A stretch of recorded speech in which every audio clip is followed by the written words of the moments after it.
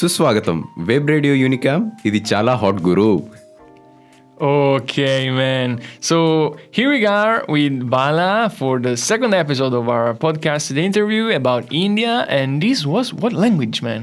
This was my regional language called Telugu. Well, to be honest, like in India, there are 780 languages. 780. 780. Man, this is crazy. I mean, how many regions there are? Actually, there are like 29 regions. 29? Yeah. With just 800 languages, more or less. I mean, almost. Like also with the different accents. Like, I don't know like how to tell you like different slangs, like different different dialects. Dialects, exactly. Different dialects. And one for mine is like officially there are like 21 regions. Okay. 21 languages. Okay. And which are widely spoken around India. But 780 and more than that like are like the languages which are spoken in India. This is a huge number. And well, I was informing myself a little bit. I read something, and in India we all know that the official languages are Hindi and English. Yeah. But you know that already, only considering the widely spoken languages, there are at least 21. Yeah. And I'm very interested in how much different they are from each other. Like, is it similar to the Italian situation where you have different dialects, different declinations of the same root language, or they are completely different? Well, coming to the southern languages, like Sanskrit is the mother of all the southern languages. Like one language is interlinked with the other languages. For example, if coming to the south of India, like the southern states are completely similar. Okay. You're gonna learn each and every language in like one language I can learn in 3 months, and another language in 6 months. Okay. It's very fast. And to be honest, can I tell you a secret? Yeah, of course. India has no national language. Really? Yeah. Hindi is not the national language actually. So wait, I mean, I read on the internet that like from a, let's say, bureaucratic point of view. Yeah, like they just gonna there's like few North Indian people like they just wanna announce it like India must be the North Indian language. Okay.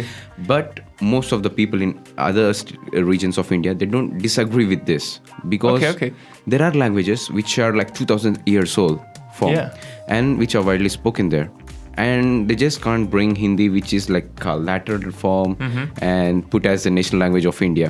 So this was like, let's say, an attempt to impose the dominancy of the northern part of India through the language. Yeah. This is very interesting. And so what's the oldest language that exists in India? Actually, there is a language called Tamil, which is one of the oldest languages, and it is also spread to the eastern part of Asia, like central eastern part of Asia, through Malaysia, Singapore. This part of like Vietnam, also there nearby islands are spoken these languages. This is interesting. And well, this makes me think because, for example, here in Italy, I don't know if you know, but in high schools, some kinds of high schools teach to the students how the Latin language worked. Sometimes the Greek language as well, the ancient Greek, because of course they are the roots from which all the European languages arose, essentially.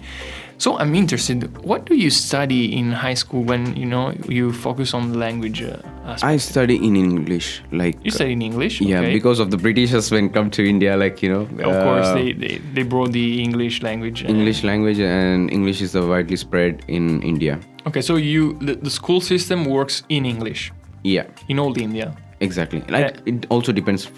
Like if you go to the regional areas of India, they're gonna choose like if you want to study in English or else like you do, or like the regional language medium, and depending upon the choice of the regional people.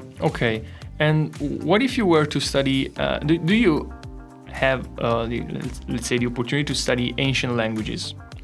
Well, when I was studying my secondary school, I have an opportunity to study Sanskrit language. Sanskrit. Wow. Yeah. It's one of the oldest languages in the whole world. Yeah, definitely. Also, I guess Sanskrit is the language from which Hebrew also was born. Like, I mean, and also, I don't know, but here in Europe, in general, in the Western side of the world, we all have this feeling about Sanskrit, like being some kind of magical language, you know, because it's so cryptic, so elegant also. Yeah.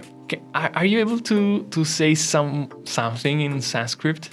Well, currently, I can read the letters, but I cannot speak it. Okay.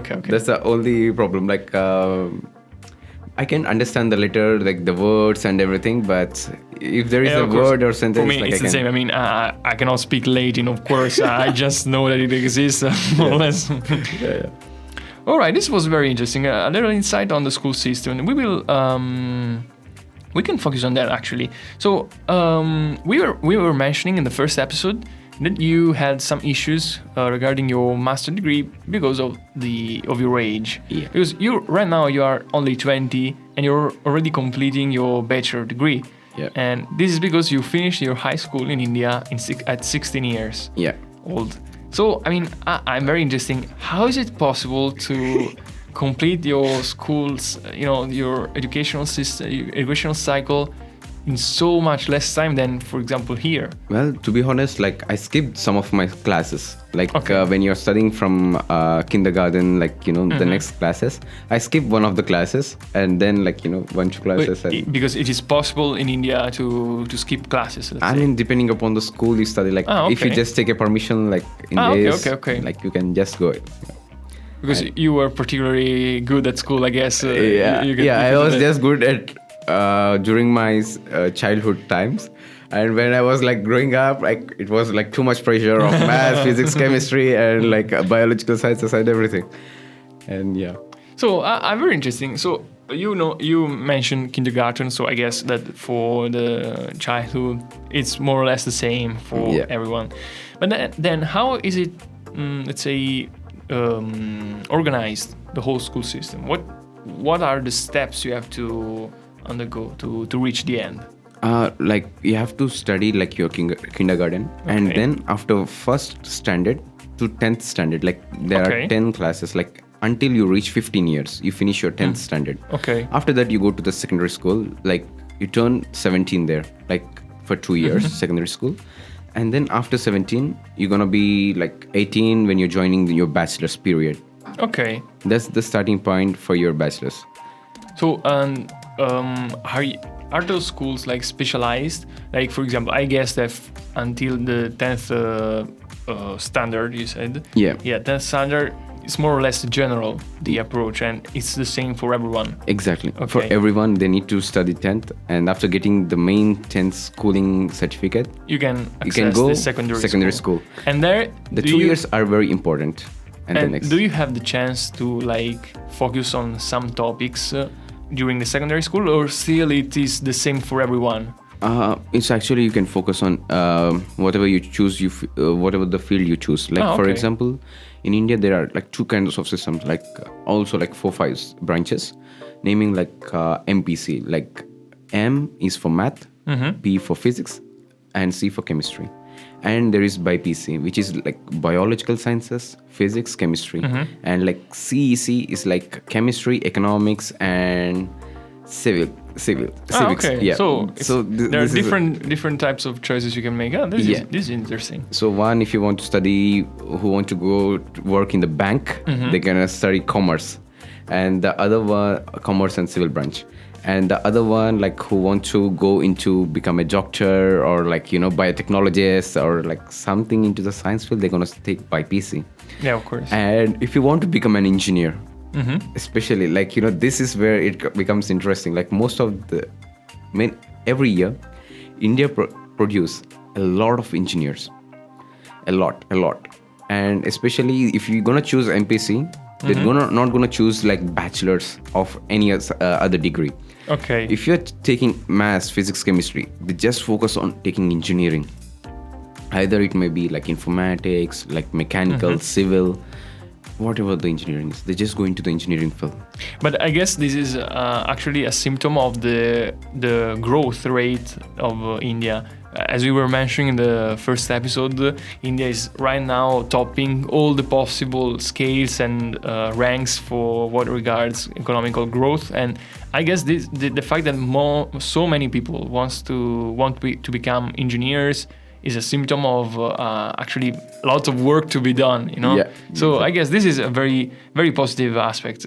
So we were talking about scholar systems in India, and so we discovered that you have 10 years essentially of elementary school, what we would call the elementary and primary school together, and then the secondary school, in which you can focus on different subjects depending on what you're gonna study later. Exactly. And we were mentioning that many people study engineer at university. Yeah.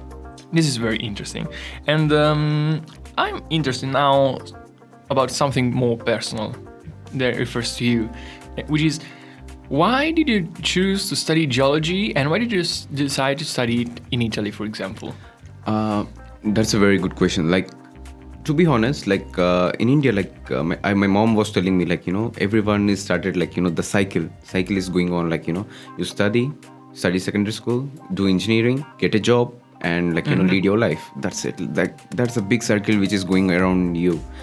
And, like, I just want to change it. Like, for example, in my case, I just want to do something different in my life. I want to experience something new. And I choose Italy because, like, I have, like, my uncle and aunt doing their postdoc here in Camerino. And now they are not here. They left to US. But now me and my cousin were studied here. And I have their support here to study.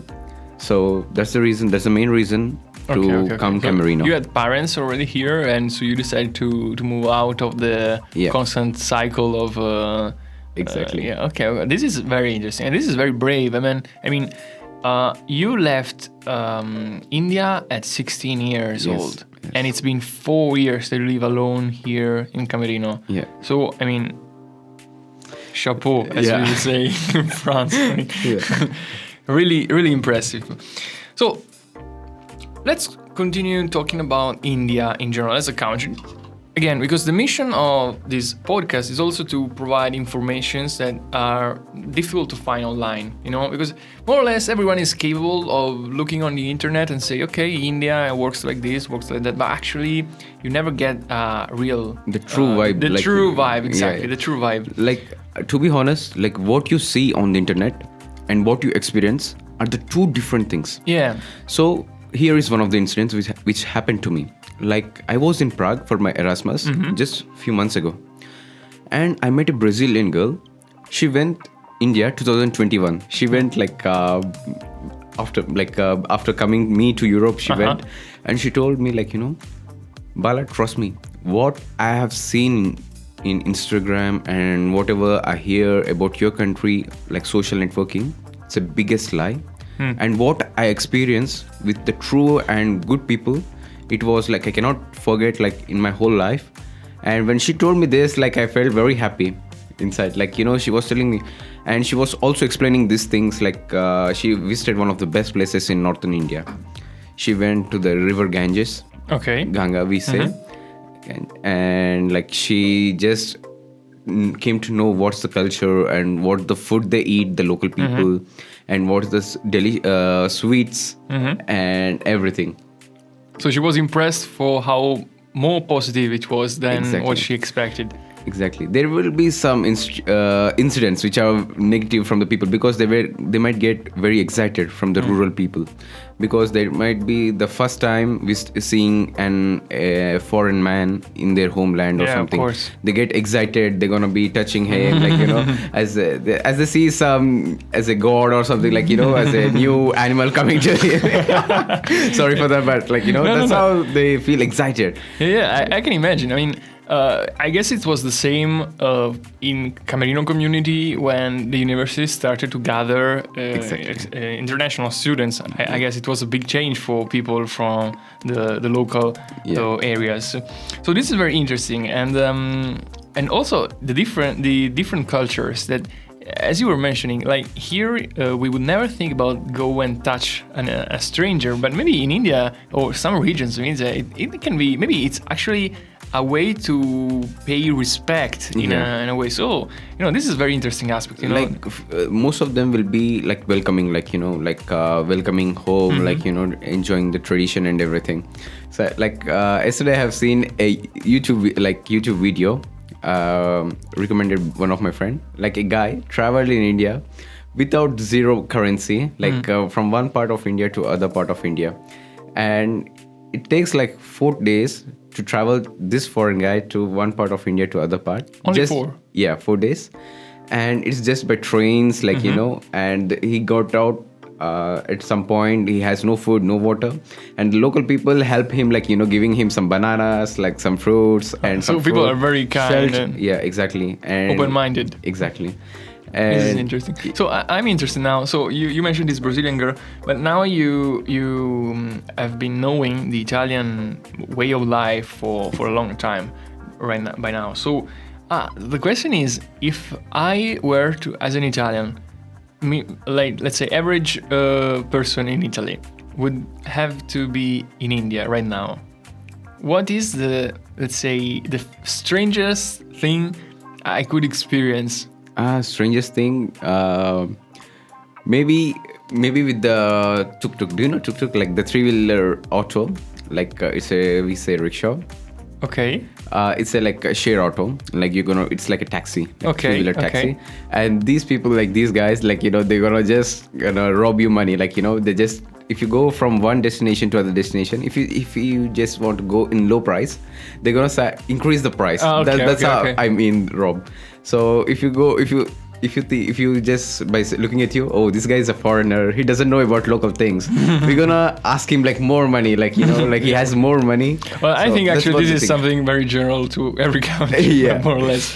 But yeah, this is, maybe we'll talk about that also later. Right now I have a more serious question. Let's see. Yeah. Serious. Of course, it's always a chat, chilly chat, but just to know better, because again, I read something on the internet, and also I don't know if you know that after our interview is over, we will have probably with Nino, let's hope, a focus on the geography and the history of India. So let's say to have for the average listeners that listens to all the episodes about India, to have a good insight both on the, let's say, didactical point of view, so history and geography in general, and then with all your insights and interesting facts.